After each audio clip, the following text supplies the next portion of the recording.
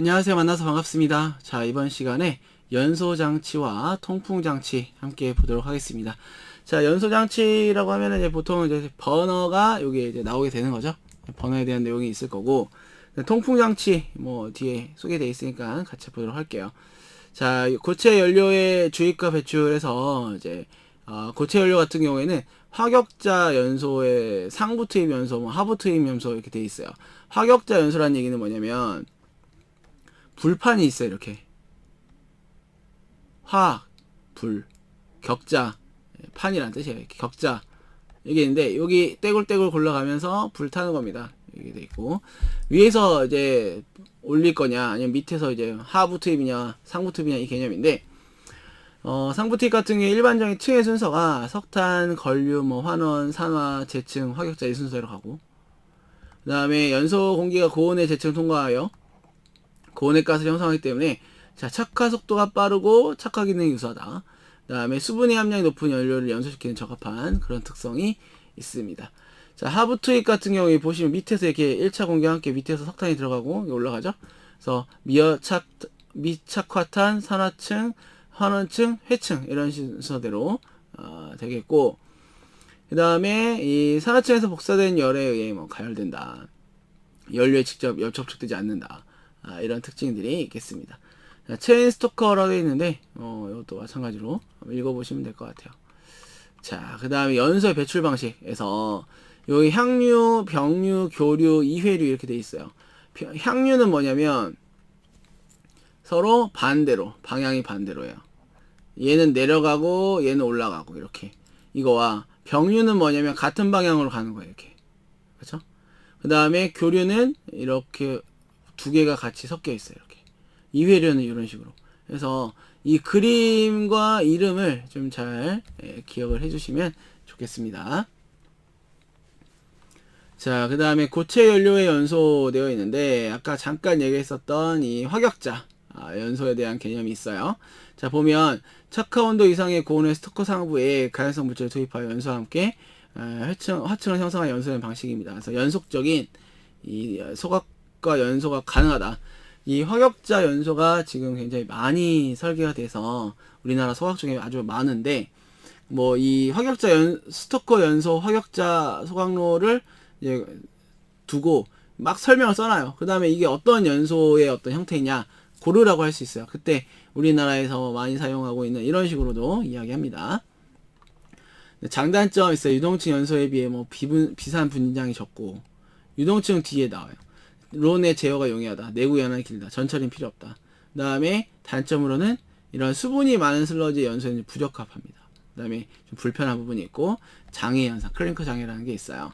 자 보면 이제 화격자 소각로 연소로라고 되어 있는데 여기가 이제 화격자 불이 있는 이 세 개 여기를 떼굴떼굴 굴러가면서 건조 연소 후연소 하면서 완전 연소에 이르는 그런 개념이 됩니다. 그래서 위에서 호퍼에서 떨어뜨려 가지고 떼굴떼굴 또 굴러가면서 소각이 될 수도 있고요.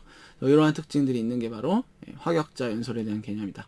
클링커 장애는 뭐냐면은 뭐 약간 용용된 개런 애들이 이 화격자기 때문에 우리 그 고기 먹을 때 이런 불판 같은 거거든요.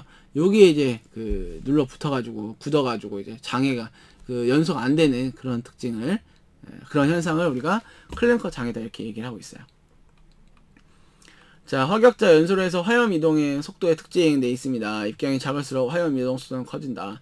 발열량이 높을수록 화염 이동 속도는 뭐 커진다. 공기 온도가 높을수록 화염 이동 속도는 뭐 커진다. 석탄화도가 높을수록 화염 이동 속도는 감소한다 돼 있어요. 어떻게 하면 불이 잘 붙을 것인가를 고민하시면은 여기 내용 한 방에 정리될 것 같아요. 그쵸? 발열량이 높고 입경이 작고 온도 연소 공기 온도 높고 다 뭐예요? 불 잘 붙는 거지. 화염의 이동 속도가 커진다는 얘기는 불이 잘 붙어가지고 빠르게 잘 연소한다 이런 개념이 되겠습니다.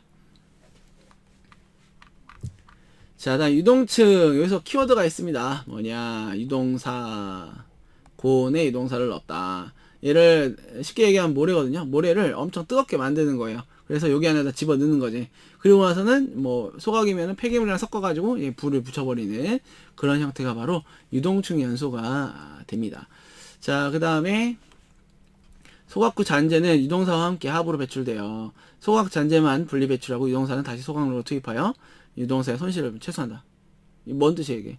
유동사의 손실이 있겠구나를 알 수 있는 거지. 그쵸? 자, 그 다음에 높은 연료량을 갖는 그런 균일, 온도의 층내에서 화염 전파는 필요 없고, 층의 온도를 유지하면 그냥 발열만 있으면 된다. 이 얘기죠. 그 다음에 공기와의 어떤 접촉 면적이 크며 격심한 입자의 운동으로 층내의 균일 온도로 유지가 됩니다. 그 다음에 여기 저열량, 높은 함수율, 점착성, 고유황의 연료를 효율적으로 연소를 시킬 수가 있어요. 아까 화격자 어땠어요? 화격자는 수분이 많으면 안 된다 그랬죠? 얘는 된다. 장점 볼게요. 자, 입도의 범위가 이제 넓기 때문에 연료를 미분쇄할 필요가 없다. 미분탄 장치가 필요 없고, 그 다음에 체류 시간이 길다. 저발열량의 석탄도 완전 연소 가능하다. 균일한 연소가 뭐 가능하고, 연소실 열 부하가 크고, 과잉 공기량이 적다 이거죠. 그 다음에 탈환도 어느 정도 가능하고, 열 생성 낙스의 생성이 억제돼서 서멀 낙스가 없어진다. 열적 낙스, 요 생성이 억제된다는 얘기죠. 부식이 문제가 되는지 한다. 건조와 영실 동시에 할 수 있다. 그리고 클링커에 대한 장애가 없는데, 이게 클링커가 장애가 있으려면 화격자가 있어야 되거든요. 그렇지 않아요. 부하 변동에 따른 정성은 낮은 편이고, 미연소된 물질 배출될 수 있는데 재연소 장치에 의해서 연소가 필요합니다.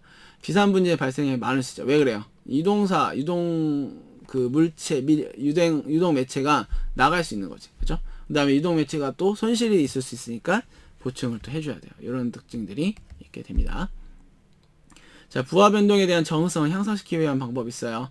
층을 뭐 나눈다 이거죠. 그다음에 셀로 뭐 이렇게 좀 분화해서 부하를 좀 이렇게 나누고 층의 높이를 좀 변화시키거나 층 내 연료 비율을 뭐 적절히 변화시킨다. 이런 것들이 부하 변동에 대한 정성을 향상시키기 위한 방법이 됩니다.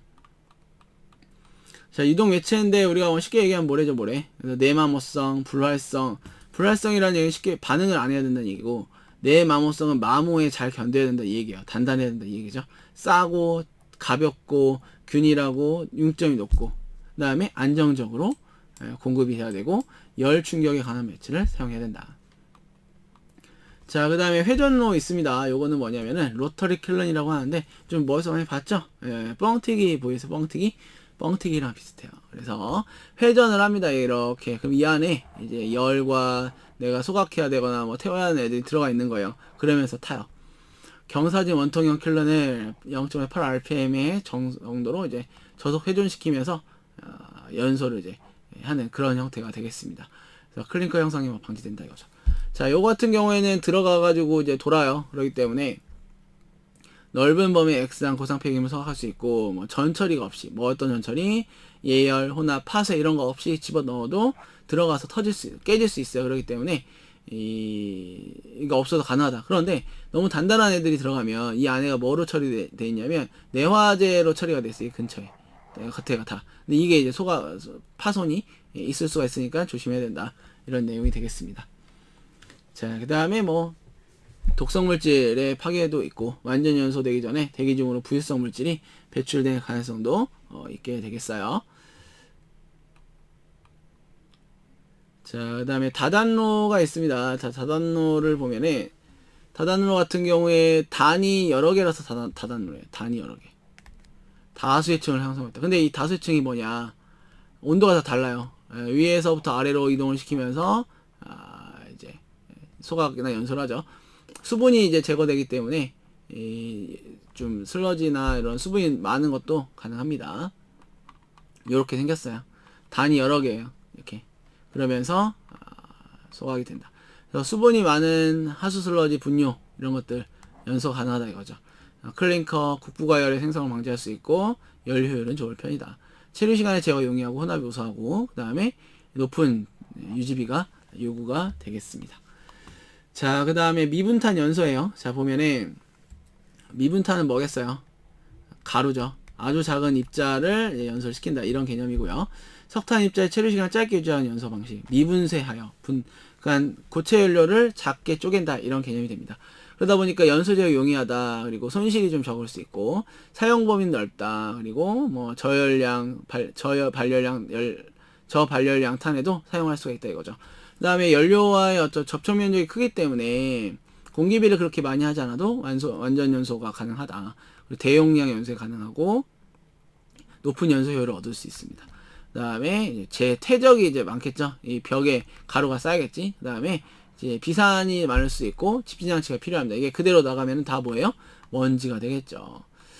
자, 그 다음에 이제 접선 기울기형 버너라는 게 있는데, 요거는 이제 버너라고 해서 그 라이터로 딱 치면은 딱 켰을 때 어때요? 불이 확 올라가는 그런 개념이 거기에요.